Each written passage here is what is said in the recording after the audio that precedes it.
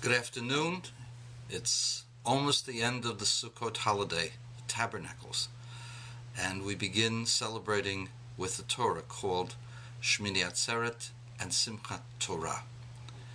And we've been indulging, eating, some people sleep, praying, commiserating in a tabernacle, in a booth called a Sukkah, with just some flimsy covering on top. And one wonders, what is the power of that faith? What is the power of that commandment? What is the power of this thing that we do for 7 full days, to spend our time, even in the cold weather, even in the hot weather, in an uncomfortable booth when we could be at home in our luxurious places, in our apartments, in our air conditioning, together with all of our equipment, our modern equipment. Why do we do this? The answer is that the covering of the Sukkah, which is called the Sechach, for which reason it's called the Sukkah, represents the omnipresence of God around us, that God's providence is with us always, and that despite the best efforts of the enemies of the Jewish people, and Jews continue to prosper, to grow, to succeed, to create new ventures and new ideas. And it is important to be aware that God looks over everything, every detail of the world, certainly the human being, and certainly the Jewish people, and each individual Jew. And God loves all of God's creatures. But the Jewish people were chosen to teach the world about God, and God's oneness, and God's unique, every moment contribution to our existence. And that is something that we learn from the Sukkah. That's something that we feel, something that everyone should treasure and absorb. Take a look. The state of Israel has been maligned, attacked, verbally, physically, militarily, economically, in every possible kind of way. There are people who are hell-bent in divesting their university assets from investing in Israel, thinking that somehow or other this would destroy the Jewish state and force them to commit suicide. For giving away Judea and Samaria and Jerusalem is suicide. There's no question about it. Those who think otherwise need their heads examined. The enemies of the Jewish people are the ones calling for Jews to give away the territories they gained in 1967, even while they are the beneficiaries of millions of square miles of illegally gotten territory that was only gotten through wars. The United States is an example of that. The Southwest, Texas, all of these were captured from the Mexicans. Do you really think that the Louisiana Purchase was legal? The people living there didn't want to be bought by the United States. You think the Alaska Purchase from Russia was legal? We just sent in soldiers and the Eskimos had to listen.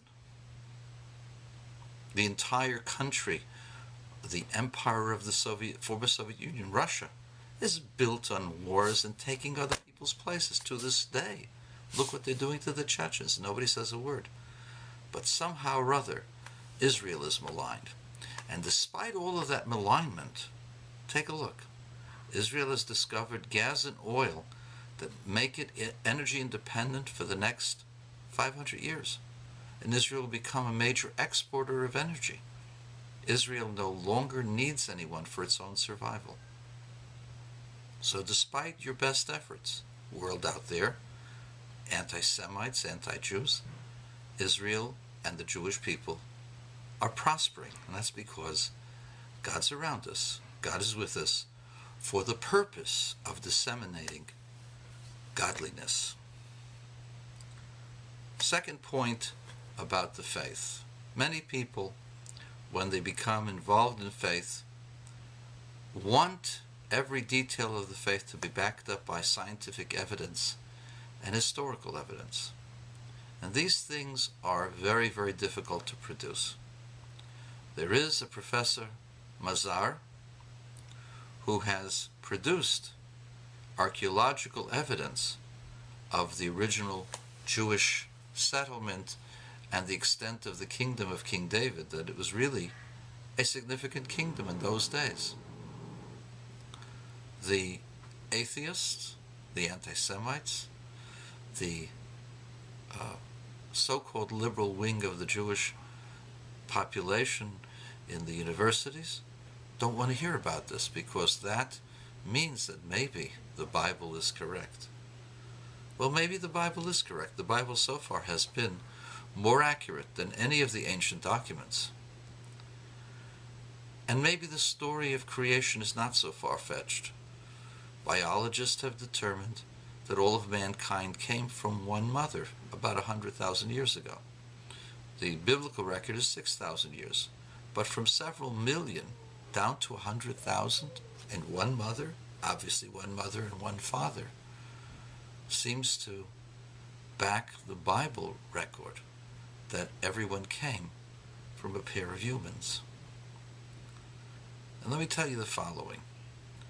There was a person who wrote me about ERVs. I don't know what they stand for, and that somehow or other we have ERVs in common with the ape. And I thought that this was a very, very difficult question, till I discovered there were about 98,000 ERVs in the human being. And about 16 of them we share with the apes. Now, I don't know about you, but if, according to the biologists, hominids, are millions of years old. They started, the monkeys and whatever it is, we all started together millions of years ago with a common ancestor. And we were all existing for millions of years. Well, how come less than, I don't know, 1/100th of 1% we have in common in ERVs with the chimpanzees and the gorillas? How's that possible? We were together, the same creature together, for millions of years. Obviously, there's something that smells and rotten in the establishment, the atheistic establishment that has established the idol of evolution, as Professor Dawkins is wont to say. So I wish you all a happy Sukkot and a happy Simchas Torah. And remember, God really does exist. God really did create all of us, and did create man, and did give us a soul, and did reveal the Torah on Sinai. And we are living witnesses to that. And the success of the Jewish people, despite the best efforts of the world,